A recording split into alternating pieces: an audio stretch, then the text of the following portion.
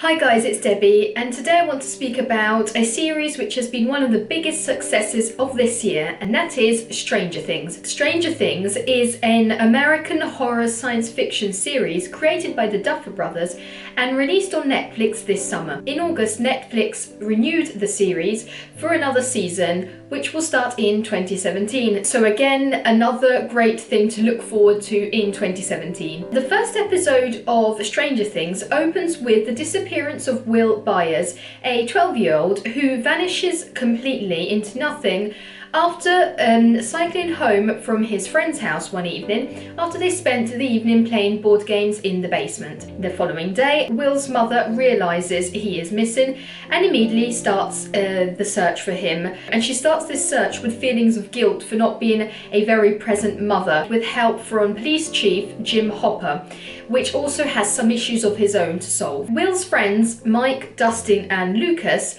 also join in on the search as much as they can. So they cycle around town, searching for him, communicating with walkie-talkies, and during their searches, they discover Eleven. Eleven is a psychokinetic girl which hardly speaks a word, but she mysteriously claims to know Will's location. The more the investigation goes on, the more Will's family and friends start to realise that there's much more than what meets the eye. They start to realise that there's something going on behind Will's disappearance. I absolutely loved Stranger Things. I watched it in, I think it was less than 24 hours, less than a day, and this is for a long list of reasons. First of all, because it is beautifully written with a plot that touches a wide range of topics such as child disappearance, love and rejection, the supernatural, peer pressure, the problems and difficulties of parenthood, the love between brothers, the love of the family, the importance of friendship, loyalty, science, guilt, family unity. So a lot of topics, a lot of widespread topics, but they're not presented to us as a lot of different storylines which are hard to follow, a lot of storylines with too many different topics that are not interconnected. No, Stranger Things joins these topics in a wonderful plot that we're pulled into right from the first minutes. It's actually the friends, the young kids, that drag us right into the plot, because we start to love them from the first minute of the series when they're playing board games in the basement. And we join in Stranger Things on one hand as parents, so we join in the search as parents, adults that look at these children as if they were their own. And on the other hand, we enter into Stranger Things, we join the search for Will just as children.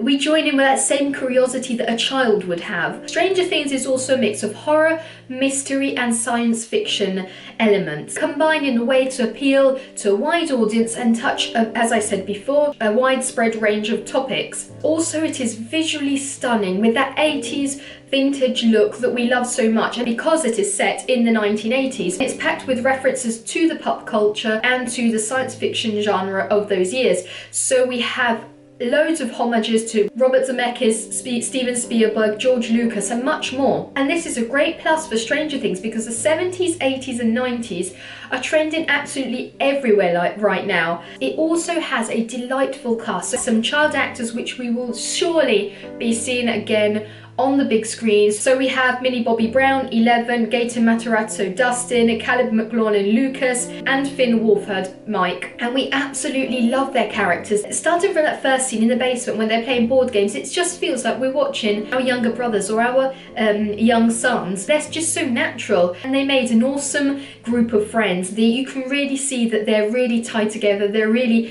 united, both on the set and out of the set. Then we also have some big actors such as Winona Ryder portraying this mother which is torn by guilt because she was not a very present mother, and she is also suffering because she's got that feeling that a mother has when she can't protect her child. She understands that she can't reach out to her son, she can't reach out to protect him, she can't find him. Winona Ryder absolutely did a stunning performance in Stranger Things. Then we have all the background characters, and in Stranger Things, not even the background characters were put there for no reason, just to fill in the blanks. We have some characters like Barb that don't just fill in the plot. They give us that extra information, they give us that extra background that just makes everything more realistic and makes us love it even more. I think Stranger Things also appeals to us because regardless of the decade in which we were born, it brings us all back to our childhood.